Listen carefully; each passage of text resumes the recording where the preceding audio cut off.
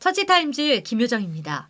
1945년 8월 6일 히로시마, 그로부터 3일 후인 8월 9일 나가사키에 원자탄이 터졌습니다. 이로 인해서 36년 동안 일본의 식민지 하에 있던 대한민국은 해방의 기쁨을 맞이하게 되는데요. 그러나 그 기쁨을 맛보기도 전에 온 나라는 진공 상태에 빠지게 됩니다. 바로 누가 나라를 세울 것인가 라고 온 국민이 근심에 잠기게 되는 것이죠. 이 당시에 우리의 모든 애국 지도자들은 대부분 해외에 있었습니다. 이승만은 미국에, 김구는 상해에서 해방을 맞이했죠. 오직 남로당의 박헌영만이 국내에서 해방을 맞이했습니다. 박헌영은 충청도 예산 출신으로 동네 유지와 광부들에게 술을 팔던 과부 사이의 서자로 태어났습니다.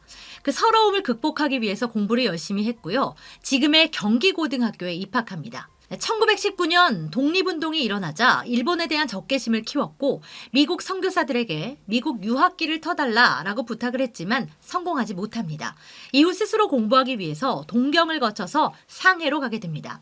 이후 1917년 볼셰비키 혁명에 참여했던 고려인 간첩 김만경에게 포섭돼서 공산주의를 훈련받습니다.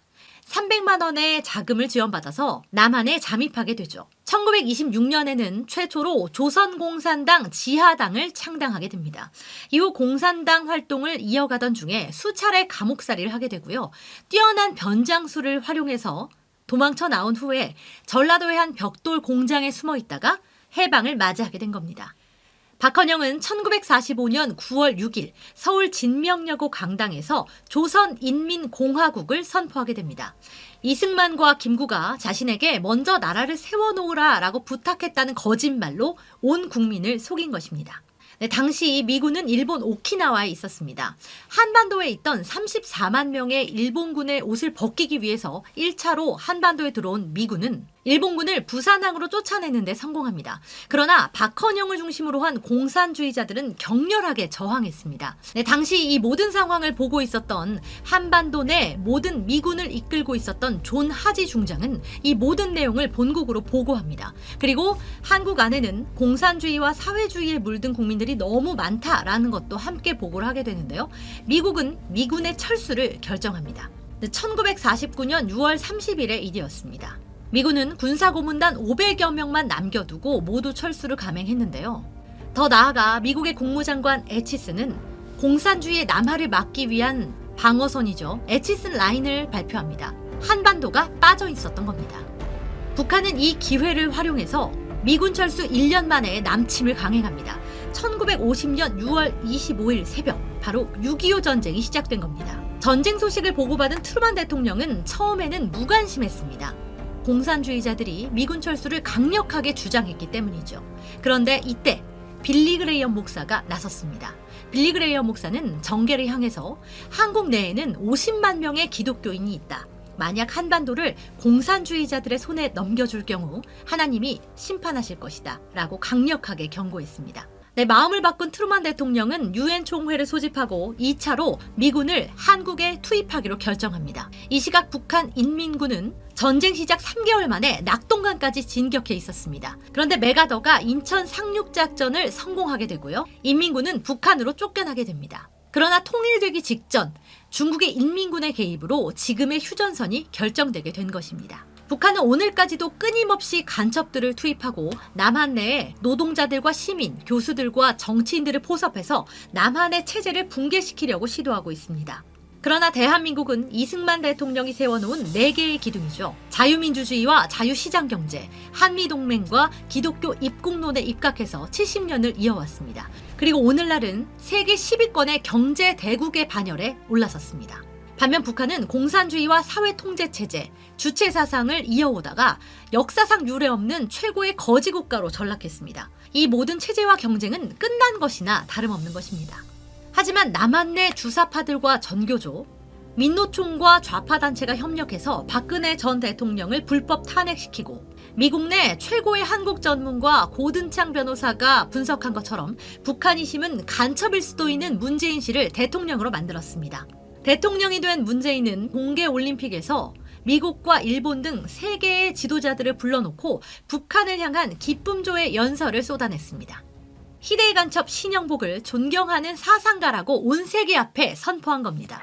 제가 존경하는 한국의 사상가 신영복 선생은 겨울철 6월 6일 현충일에는 순국선열들 앞에서 6.25 전쟁의 전범 중 하나인 김원봉을 칭송하는 사상을 여과 없이 드러냈습니다. 그리고 영부인은 수많은 순국선열을 내비두고 간첩 윤희상의 묘비에 참배를 하기도 했죠. 문재인이 대한민국을 해체하고 북한에 편입하려고 하고 있다는 의혹은 끊임없이 제기되어 왔습니다. 미국과 일본 등 우군들과 함께하는 해양동맹으로부터 벗어나 북한과 중국, 러시아로 이어지는 대륙동맹으로 편입하려고 하고 있고요. 한미동맹을 파기하고 소득주도 경제성장이라는 경제정책을 내세워 온 나라를 가난으로 몰아넣고 있습니다. 세계 최고의 기술을 자랑하는 원자력을 폐기 처분시켰습니다. 또 4대강 보를 해체하고 있고요. 외교에도 완전 실패해서 우리나라를 전 세계의 왕따 국가로 전락시켰습니다. 무엇보다 심각한 것은 문재인 안에 있는 사상입니다. 그는 자유를 위시한 대한민국의 헌법 정신을 완전히 부정하고 있는데요.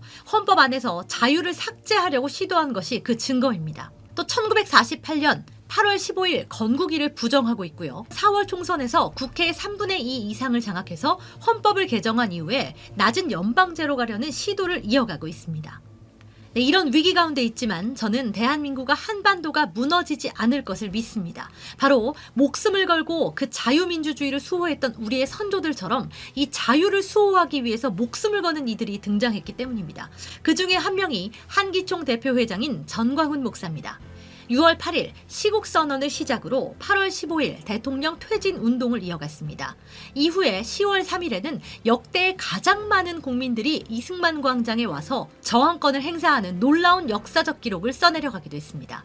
이러한 국민혁명운동은 11월, 12월, 2020년 올해까지도 이어지고 있습니다. 특별히 목회자들이 중심이 된 애국 시민들은 청와대 앞 그 차가운 아스팔트에서 4개월째 잠을 자고 있습니다.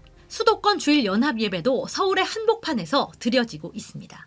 이런 가운데도 정부는 국민들의 의견을 듣기는커녕 공수처법과 패스트트랙을 밀어붙였고요. 사회주의자라고 스스로 커밍아웃한 조국을 중심으로 해서 공산주의로 가는 문제 행동을 이어가고 있습니다.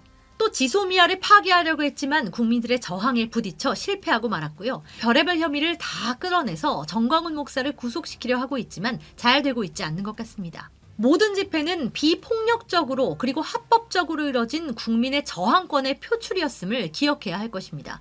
이렇게 잔머리만 썼다가는 국민들의 반감만 더욱더 커질 것이라는 것을 기억해 주셨으면 하네요. 전광훈 목사의 시국선언으로부터 시작된 국민혁명은 이제 천주교와 불교, 기독교 3대 종단으로 확대됐습니다.